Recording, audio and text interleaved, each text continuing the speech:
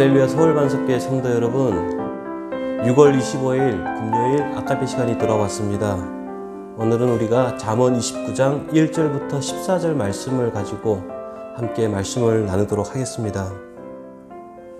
잠언 말씀, 더 나아가서 성경의 가르침은 우리에게 공의, 정의를 행해라 이렇게 요구를 합니다. 오늘 29장에서만 하더라도 4절에 보면은 정의로 나라가 견고해진다 이렇게 이야기를 합니다. 그리고 14절에 보시면은 왕이 가난한 자를 성실히 신원하면 그 왕위가 영원히 견고하리라 이렇게 되어 있습니다. 나라가 안정되고 평화하려면 이웃사랑, 사람의 지위나 기천에 따라 진행되어지는 불공평한 그런 재판이 사라지고 이방인과 또 고아와 가부를 압제하지 아니하며 무지한 자의 피를 흘리지 아니하며 아첨하는 말과 거짓말과 또 행동들이 사라져야 한다 이렇게 이야기를 하고 있습니다. 그러면 오늘은 우리가 함께 생각해 볼 것은 성경이 이런 이웃 사랑을 명령하고 있다라고 하는 것입니다. 이웃 사랑을 명령을 하고 계시는데 그러면 그것이 가지는 정신, 본질이 뭐냐? 이러한 부분을 함께 생각을 해 보려고 합니다. 성경은 우리에게 이웃 사랑을 명하고 구제하고 희생하고 섬기라고 합니다. 그 이유가 무엇일까요? 세상 사람들이 말하는 것처럼 살기 좋은 세상을 만들기 위함일까요?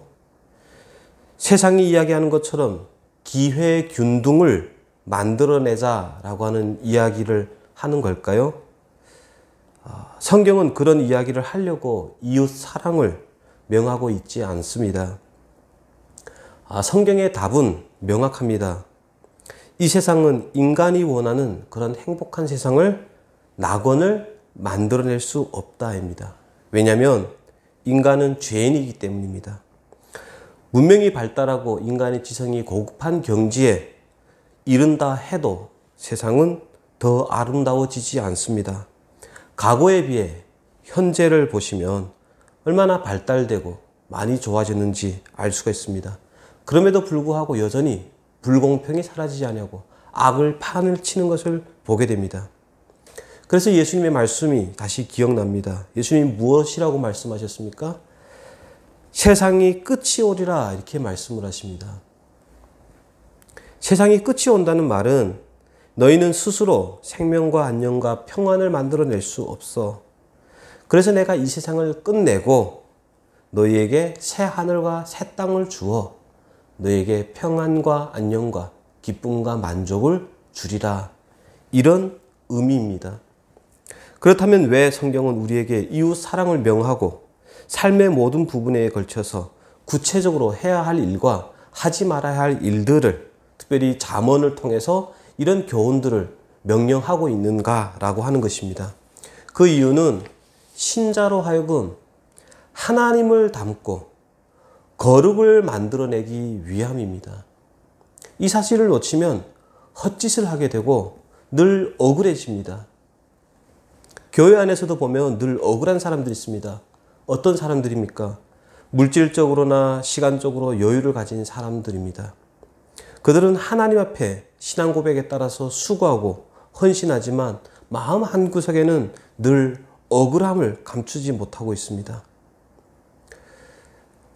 늘 자신만 수고하고 애쓰는 것 같고 피해자 같다라는 생각이 떠나지 않습니다. 가난하고 어려운 사람들 보면 저들만 혜택을 받는 것 같아 참 마음이 속상할 때가 있습니다. 그러나 기억해야 할 것은 우리는 세상이 만들어내려 하는 그런 아름다운 세상을 만들기 위해서 그런 수고하고 애쓰고 손해보는 삶을 요구받고 있지 않다라는 겁니다. 오히려 자신을 위해서, 나를 위해서, 하나님을 이해하고 하나님을 닮아가기 위해서 이웃사랑을 명령하고 있다고 하는 것을 기억해야 합니다. 간단한 예로 오늘 본문 13절에 보면 이런 표현이 나옵니다.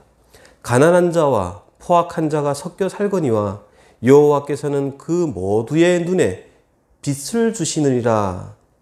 여호와는 그 모두의 눈에 빛을 준다 이렇게 표현을 합니다.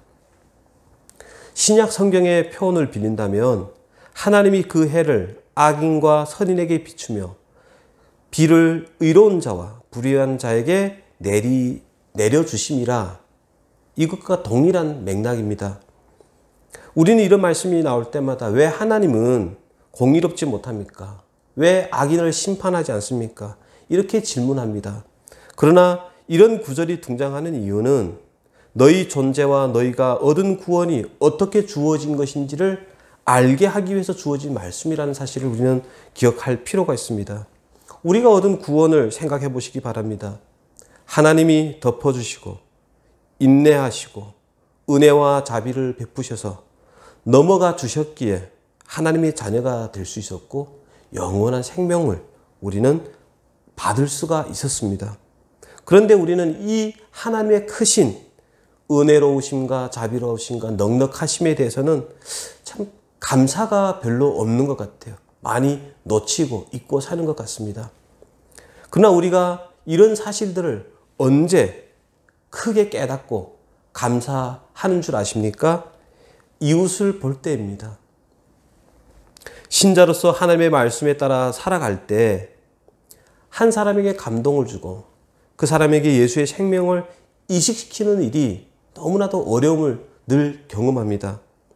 이웃의 완고함과 또 제약됨을 보면서 그 속에서 나의 모습도 보게 되죠. 내가 얼마나 하나님을 아프게 했는지, 하나님이 지금까지 얼마나 큰 사랑과 인내로 나를 사랑하셨고 참으셨는지를 경험하게 되고 깨닫게 되는 경우가 허다하게 됩니다.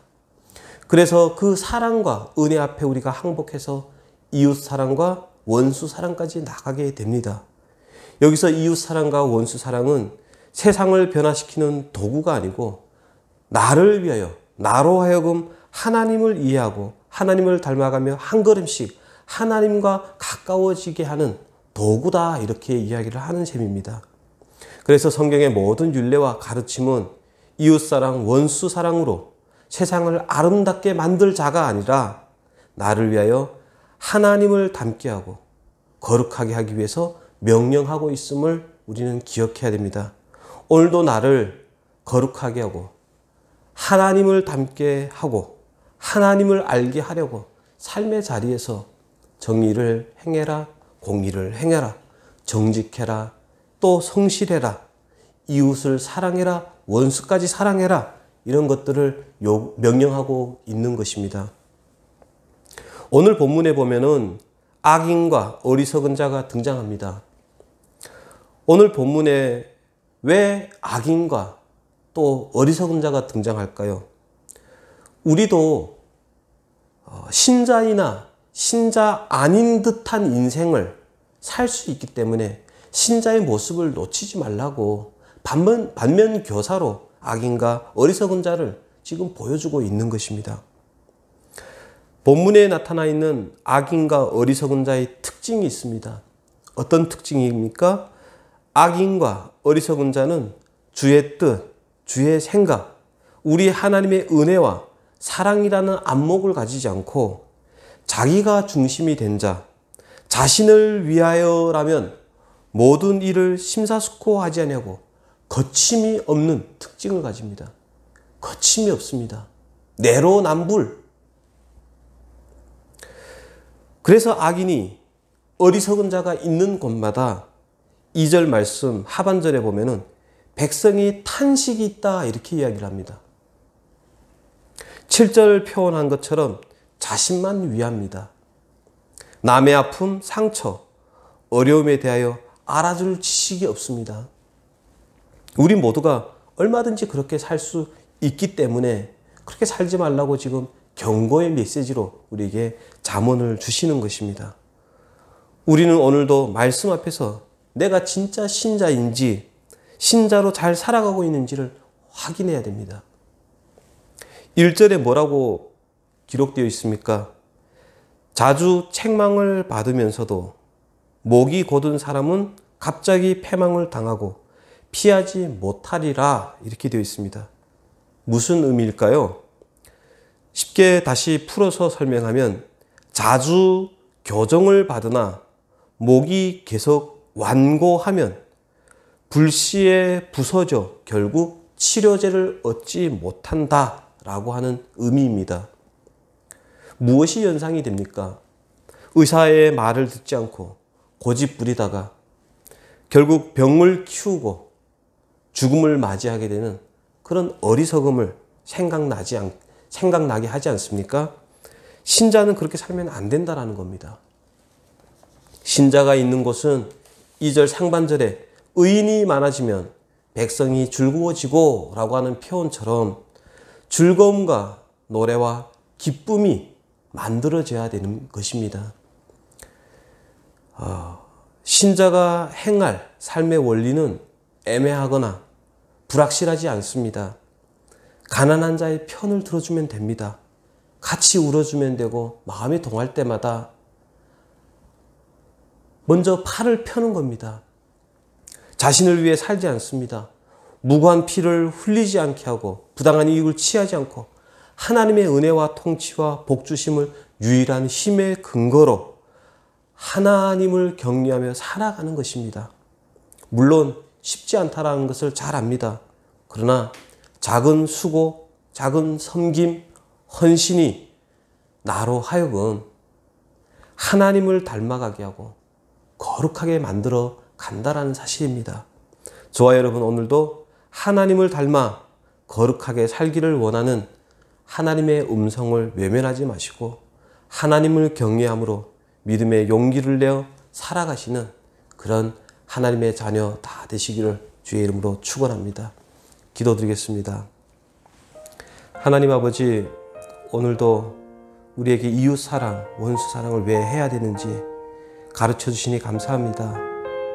이것이 하나님 나에게 하나의 책임이 되고 하나의 무거운 짐으로 다가오는 이유가 무엇입니까? 하나님, 본질을 알지 못함을 인함인 줄 압니다.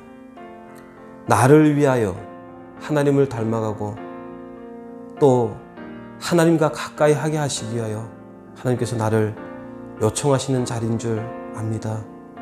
그것을 거부하지 않게 하시고 외면하지 않게 하시고 포기하지 않게 하여 주시옵소서. 그래서 삶의 자리에서 성경이 요구와 같이 공의와 정의와 정직과 성실로 그리고 하나님의 은혜와 그 복주심을 근거로 넉넉히 살아낼 수 있는 그런 하나님의 자녀들 다 될 수 있도록 오늘 하루도 붙잡아 주시옵소서. 예수님의 이름으로 기도합니다. 아멘. 오늘도 주의 말씀 붙잡고 승리하시고 또 감사와 기쁨이 있는 복된 하루가 되기를 다시 한번 소망합니다. 감사합니다.